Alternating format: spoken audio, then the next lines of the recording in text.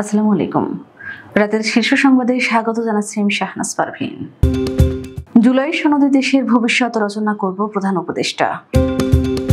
ডিসেম্বরের মধ্যে নির্বাচনের মতামত দিয়েছে রাজনৈতিক দলগুলো, সালাউদ্দিন আহমেদ।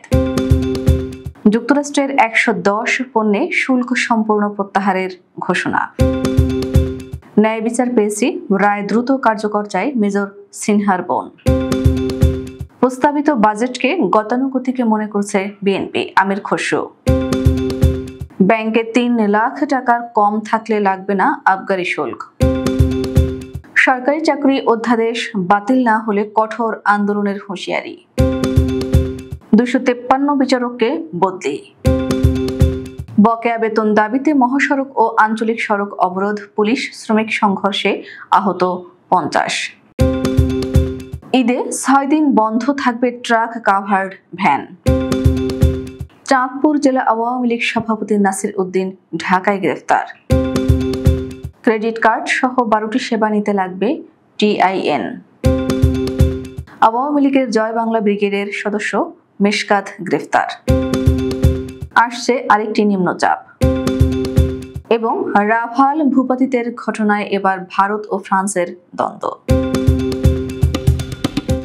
শুনছিলেন শিরোনাম, এবার বিস্তারিত। দূরত্ব খুঁজিয়ে জুলাই সনদে দেশের প্রকৃত ভবিষ্যৎ রচনার কথা ব্যক্ত করেছেন প্রধান উপদেষ্টা ডক্টর মোহাম্মদ ইউনূস।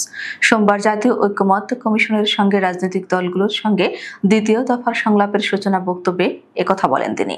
সংলাপে অংশ নেওয়া দলগুলোকে শুভেচ্ছা জানিয়ে প্রধান উপদেষ্টা বলেন, আমি সারাদিনে যত মিটিং করি সবচেয়ে বেশি আনন্দ পাই যখন আপনাদের সঙ্গে এরকম বসার সুযোগ পাই, আলাপ করার সুযোগ পাই, কারণ এখানেই সবাই মিলে বাংলাদেশের প্রকৃত ভবিষ্যৎ রচনা করা হচ্ছে।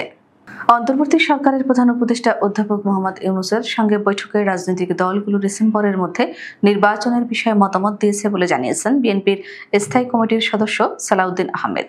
সোমবার জাতীয় ঐকমত্য কমিশনের সঙ্গে বৈঠক শেষে সাংবাদিকদের সঙ্গে আলাপকালে তিনি একথা জানান। ডিসেম্বরের মধ্যে নির্বাচন করা সম্ভব উল্লেখ করে বিএনপির সিনিয়র এই নেতা বলেন, সব রাজনৈতিক দল ডিসেম্বরের মধ্যে নির্বাচনের জন্য মতামত দিয়েছে। সংবিধান ছাড়া এমন কোনো নির্বাচন সংক্রান্ত সংস্কার নেই যা ডিসেম্বরের মধ্যে বাস্তবায়ন করা সম্ভব নয়। অর্থ উপদেষ্টা ডক্টর সালেউদ্দিন আহমেদ সোমবার ২০২৫-২৬ অর্থ বছরের বাজেট বক্তব্যে বলেন, আমদানি পণ্যের শুল্ক কর হার ধাপে ধাপে হ্রাস করা হবে। পাশাপাশি মার্কিন যুক্তরাষ্ট্রের সঙ্গে বাণিজ্য সংলাপের প্রস্তুতির অংশ হিসেবে ১১০টি পণ্যের আমদানি শুল্ক সম্পূর্ণ প্রত্যাহারের প্রস্তাব করা হয়েছে। তিনি বলেন, আমরা ১১০টি পণ্যের আমদানি শুল্ক পুরোপুরি প্রত্যাহার করতে যাচ্ছি। এছাড়া ৬৫টি পণ্যের শুল্ক হ্রাস, ৯টি পণ্যের সম্পূরক শুল্ক প্রত্যাহার এবং ৪৪২টি পণ্যের সম্পূরক শুল্ক হ্রাস করার পরিকল্পনা নিয়েছে। বহুল আলোচিত সেনাবাহিনীর অবসরপ্রাপ্ত মেজর সিনহা মোহাম্মদ রাশেদ খান হত্যা মামলায় বিচারিক আদালতের রায় বহাল থাকায় সন্তোষ প্রকাশ করেছেন মেজর সিনহার বোন শারমিন শাহরিয়া ফেরদৌস। তিনি বলেন, হাইকোর্টের রায় ঐতিহাসিক, এ রায়ে আমরা সন্তুষ্ট। আমরা চাই সব প্রক্রিয়া শেষে দ্রুত যেন রায়টা কার্যকর করা হয়। সোমবার হাইকোর্টের রায় ঘোষণার পর সাংবাদিকদের প্রশ্নের জবাবে তিনি এসব কথা বলেন। সিনহা মোহাম্মদ রাশেদ খান হত্যা মামলায় সাবেক ওসি প্রদীপ কুমার দাস ও পরিদর্শক মোহাম্মদ লিয়াকুত আলীর মৃত্যুদণ্ড বহাল রেখেছেন হাইকোর্ট। একই সঙ্গে ৬ আসামির যাবজ্জীবন দণ্ড বহাল রেখেছেন আদালত। অন্তর্বর্তী সরকারের অর্থ উপদেষ্টা ডক্টর সালেউদ্দিন আহমেদ আজ সোমবার ২০২৫-২৬ অর্থ বছরের ৭,৮৯,৯৯৯ কোটি টাকার প্রস্তাবিত বাজেট উপস্থাপন করেছেন জাতির সামনে। তবে এই বাজেটে গুণগত দিক থেকে কোনো পরিবর্তন দেখছে না বিএনপি। সোমবার বিকেলে রাজধানীর গুলশানে দলের চেয়ারপারসনের রাজনৈতিক কার্যালয়ে সংবাদ সম্মেলনে এ মন্তব্য করেছেন দলটির স্থায়ী কমিটির সদস্য আমির খসরু মাহমুদ চৌধুরী। বর্তমান ব্যবস্থায় ব্যাংকে বছরে একবার ১ লাখ টাকার বেশি জমা হলে ১৫০ টাকা আবগারি শুল্ক দিতে হতো। ২০২৫-২৬ অর্থ বছরের প্রস্তাবিত বাজেটে এই সীমা বাড়িয়ে ৩ লাখ টাকা করা হয়েছে।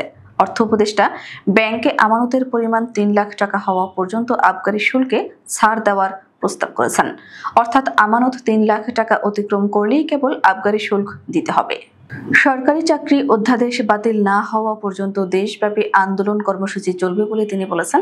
অধ্যাদেশ বাতিল না হলে ঈদের পর দেশের সকল সরকারি প্রতিষ্ঠানে ঐক্যবদ্ধভাবে কঠোর আন্দোলন গড়ে তোলা হবে। সোমবার সচিবালয়ে দুই উপদেষ্টার কাছে স্মারকলিপি দেওয়ার আগে তিনি এসব কথা বলেন। অন্তর্বর্তী সুপ্রিম কোর্টের সঙ্গে পরামর্শক্রমে বাংলাদেশের জুডিশিয়াল সার্ভিসের 253 বিচারককে বর্তমান কর্মস্থল থেকে একযোগে বদলি করা হয়েছে। আইন, বিচার ও সংসদ বিষয়ক মন্ত্রণালয়ের আইন ও বিচার বিভাগের বিচার শাখা 3 থেকে এ বিষয়ে পৃথক প্রজ্ঞাপন জারি করা হয়েছে। সোমবার রাষ্ট্রপতির আদেশক্রমে আইন মন্ত্রণালয়ের উপসচিব AFM গুলজার রহমান স্বাক্ষরিত পৃথক প্রজ্ঞাপনে এসব তথ্য জানানো হয়েছে। বদলি হওয়া বিচারকদের মধ্যে সিনিয়র সহকারী জজ ও সহকারী জজ পদমর্যাদার 162 জন, জেলা ও দায়রা জজ 30 জন, অতিরিক্ত জেলা জজ 38 জন, যুগ্ম জেলা ও দায়রা জজ 23 জন।